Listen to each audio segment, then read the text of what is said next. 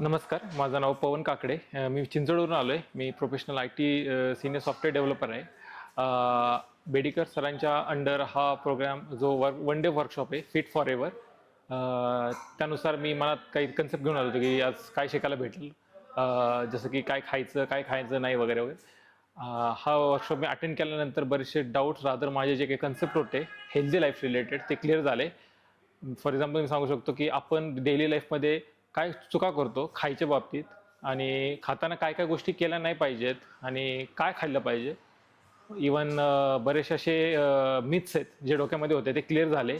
So त्या गोष्टी comparison करून थ्रू आम्हाला ते कन्व्हिन्स केले. सेकंड, त्याचा इम्पॅक्ट आपल्या बॉडीवर कुठं कुठं काय काय होऊ शकतो.